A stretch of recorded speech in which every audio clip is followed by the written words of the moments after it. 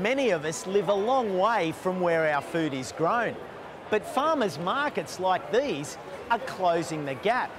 Still, at a distance, it's difficult for most of us to understand the day-to-day experience of our farmers. You're about to see a short documentary about one farmer. It's a powerful story and one of many that needs to be heard.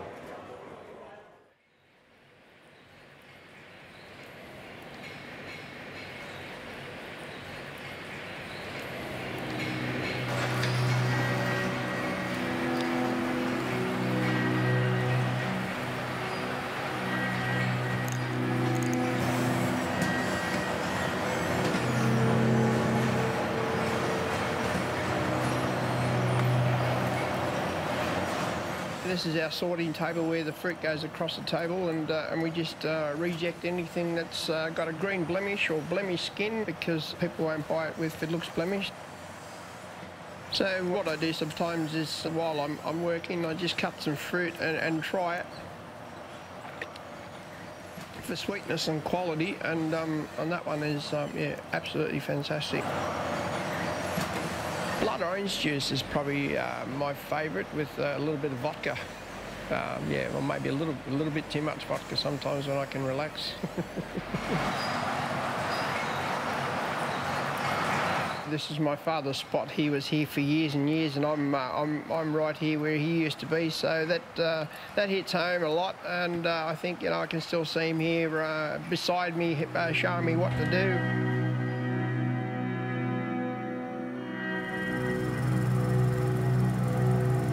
I remember the day that my dad planted these trees. I was only young and helping as much as I could to learn the whole process. I'm coming to the paddock where about 12 months ago there was healthy, productive trees.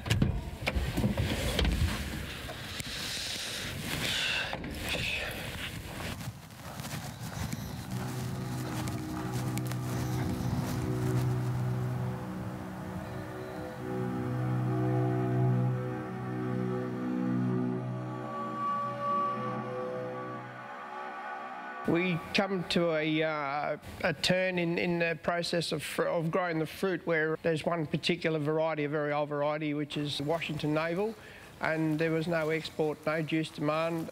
We'd done 3 years of producing this fruit, and it cost us money, and couldn't sell it, so the trees had to go.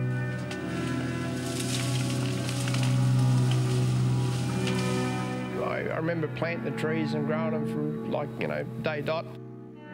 They were healthy, beautiful, fantastic trees, nothing wrong with them. Paddocks you become attached to that you've planted and watched grow, and you've looked after them. And you think, you know, there's people starving in the world, and here it's going on the ground for waste. Heartbreaking. The first thing that went through my mind that my father had turned his grave, he's seen this. I had a really dark time with it. I went through a part of my life where depression was a big part of my life, and it really took a strong hold.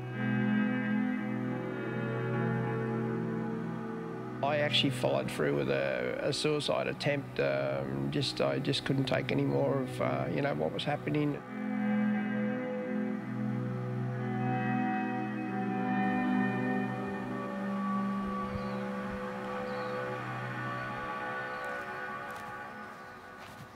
It's very easy to borrow money from the bank. The hardest part is to pay it back. The cost of everything has gone up around us, and the food prices have stayed basically the same for so many years. Been no export, no money coming in, you got bills to pay. It's one vicious cycle. If the juice factories can buy enough concentrate from overseas at the right price, we're always second best. So yeah, we're at the bottom end of the food chain.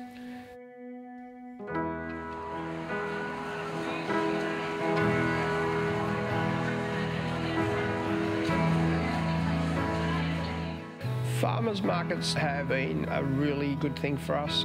Without that, I would have probably had to get a second job. But yeah, the farmers markets have helped us immensely. The hard side is starting 3 o'clock in the morning when there's a massive frost out there, but seeing people come out there in rain, hail or shine to come and get produce, it kind of warms you up. They know that buying direct from the farmers market is a fresher line of product, and a lot of people are starting to wake up to it. When we're stopped for Christmas for 3-4 weeks and they have to go to the supermarkets, they can't wait for us to come back, and there's big smiles on their faces. That's enough. That's enough to tell us the answer that we're highly wanted there, all of us.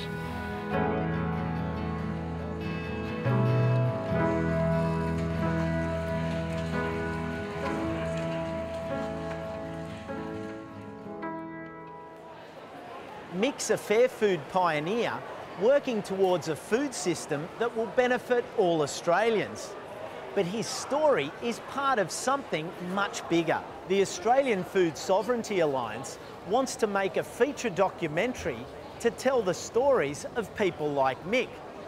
They want to work with independent filmmakers, farmers and communities across the country to make Australia's first ever fair food documentary.